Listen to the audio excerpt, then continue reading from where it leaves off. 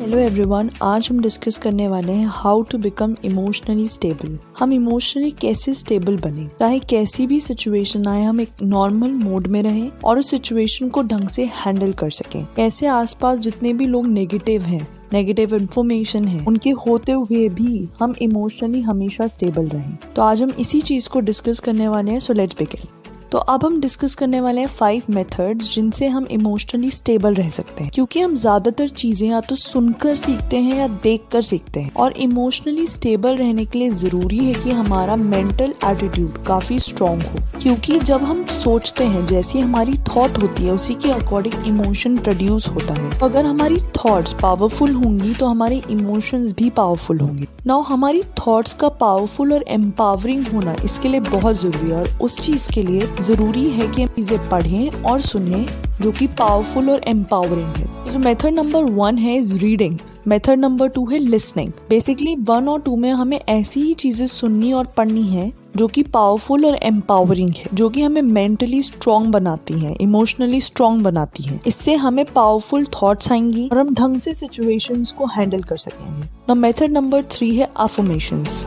बार देखा है जैसे लोग अपने आप को कहते हैं कि मैं नहीं कर पाऊंगा, और वो बार बार अपने आप को जब ये कहते हैं मैं नहीं कर पाऊंगा, तो वो एक्चुअल में वो काम नहीं कर पाते। लेकिन हमने ऐसे लोग भी देखे जिनके पास लिमिटेड कैपेसिटी थी, लिमिटेड एबिलिटी थी, लेकिन जब वो अपने आप को बार बार कहते हैं मैं कर सकता हूँ या मैं कर सकती हूँ, तो वो काम वो कर पाते थे और उन्होंने वो काम किया है। तो ये हमारी जो चीजें हैं कि हम कर सकते हैं और नहीं कर सकते, ये दोनों अफर्मेशंस हैं। जब हम किसी थॉट को बार बार रिपीट कर रहे हैं अपने माइंड में, बार बार बोल रहे हैं, उसी को अफर्मेशन कहते हैं। तो हम बहुत सारी डेली बेस पर पॉजिटिव अफर्मेशंस ले सकते हैं जिससे हम मेंटली स्ट्रांग हो और हम इमोशनली स्टेबलाइज हो।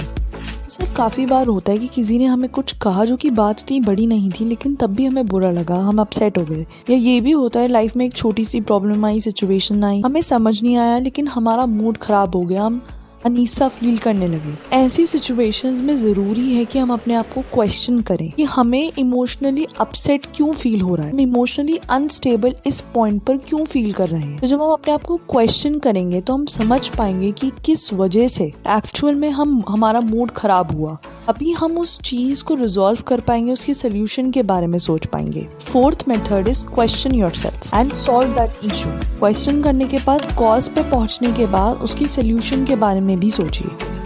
5th मेथड है फिजिकल वर्कआउट। किसी भी तरीके का वर्कआउट जो कि 15 to 20 मिनट्स एटलीस्ट हो, डेली बेस पे करना चाहिए। ये आपको इमोशनली स्टेबलाइज करेगा, क्योंकि जब आप वर्कआउट करते हो आपकी बॉडी एंडोर्फिन हार्मोन को रिलीज करती है, जो कि गुड फील करने में, अच्छा बेटर फील करने में आपको मदद करते हैं। साथ में वो आपकी मेंटल अलर्टनेस को एनहेंस करेगा, आपको फिजिकली फिट बनाएगा, जो कि ओवरऑल इफेक्ट करेगा आपको इमोशनली स्टेबलाइज करने में। ये 5 मेथड्स इक्वली इम्पोर्टेंट है। एक दिन में इन मेथड्स को अप्लाई करने से कोई फर्क नहीं पड़ेगा, लेकिन इन्हें डेली बेस पर अप्लाई करना होगा। इनके साथ आपको पेशेंस और प्रैक्टिस चाहिए। ना ज्यादा आप इन्हें अप्लाई करोगे, चीजों को सीखते जाओगे और धीरे धीरे आप इमोशनली बेटर फील करने लगोगे। गाइज, मेरे चैनल को सब्सक्राइब कर लो for more videos and follow us on Instagram, जहाँ पर हम पावरफुल कोट्स डालते हैं मॉर्निंग में और नाइट में।